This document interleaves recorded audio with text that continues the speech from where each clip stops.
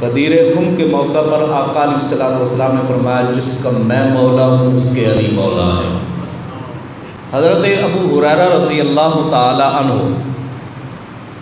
آپ فرماتے ہیں من صام یوم 18 من ذی الحجۃ کتب له صیام 60 شہرا، جو آدمی 18 ذی الحجہ کا روزہ رکھے گا اللہ تعالیٰ اسے 60 مہینوں کے روزے رکھنے کا اجر و ثواب عطا فرمائے گا۔ ما وہو یوم غدیر خم، حضرت ابو ہریرہ رضی اللہ تعالیٰ عنہ فرماتے ہیں یہ 18 ذی الحجہ کا جو دن ہے یہ یوم غدیر ہے۔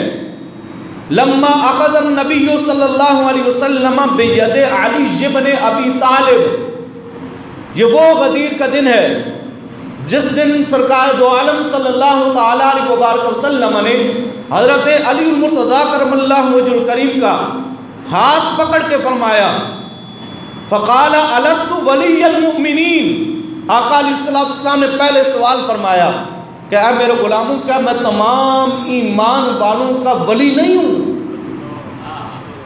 حضور علیہ السلام نے یہ سوال کیا، قالوا بلا، حضرت ابو ہریرہ رضی اللہ تعالیٰ عنہ فرماتے ہیں حضور کے تمام صحابہ نے بیک زبان کہا ہاں یا رسول اللہ آپ تو ہمارے آقا و مولا ہیں۔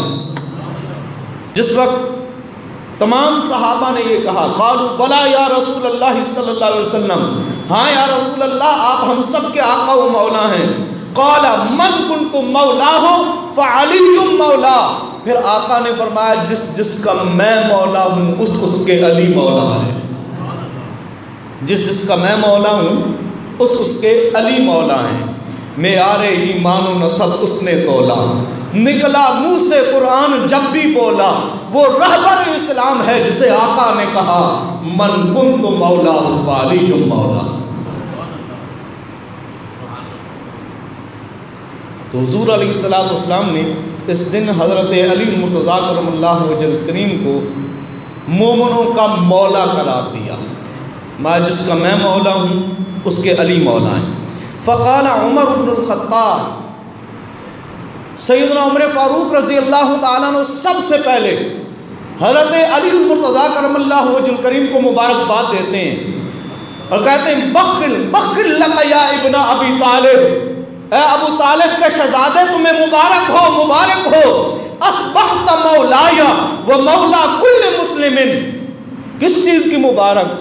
اس چیز کی مبارک ہو کہ آپ میرے بھی مولا بن گئے ہیں اور تمام اہل ایمان کے مولا بن گئے ہیں۔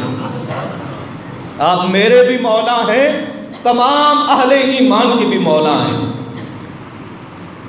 اور پھر حضرت ابو ہریرہ رضی اللہ تعالیٰ عنہ فرماتے ہیں فانزل اللہ، پس اللہ رب العزت نے یہ آیہ کریمہ نازل فرمائی الیوم اکملت لکم دینکم۔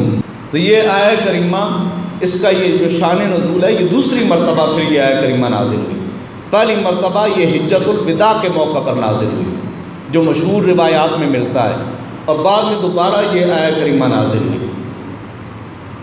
اس پر میری ایک رباعیت تھوڑی مشکل ہے، اے مصداق آیت انفسنا و انفسکم، یہ آیت مبالغہ ہے، اس میں علی کو رب نے نفس رسول قرار دیا ہے۔ اے مصداق آیت انفسنا و انفسکم، تو نے ہی کہا سلونی اما شئتم۔ کوفہ کی جامع مسجد میں ممبر پہ بیٹھے ہوئے آپ نے اعلان فرمایا جو مجھ سے پوچھنا چاہتے ہو پوچھو۔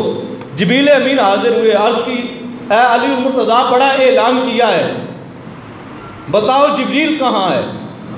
حضرت علی المرتضیٰ کرم اللہ الکریم نے 6 جہات دیکھا۔ 6 جہات کہتے ہیں 6 جانبوں کو، آگے پیچھے دائیں بائیں، 4 ہو گئیں، نیچے اوپر 6، ہر طرف حضرت علی المرتضیٰ کرم اللہ الکریم نے دیکھا، اور دیکھنے کے بعد فرمایا مجھے کہیں جبریل نظر نہیں آیا، لگتا ہے انسانی بھیس بدل کے تو ہی آیا ہے۔ تو نے ہی کہا سلونی اما شئتم، مجھ سے پوچھو جو پوچھنا چاہتے ہو۔ تو نے ہی کہا سلونی اما شئتم، اور یوم غدیر مولا نے تجھے کیا مولا۔ یہ حدیث مبارکہ جو ابھی آپ کو سنائی ہے، اس کو مد نظر رکھتے ہوئے یوم غدیر مولا نے تجھے کیا مولا، اور خالق نے کہا پھر کہ اکملت لکم،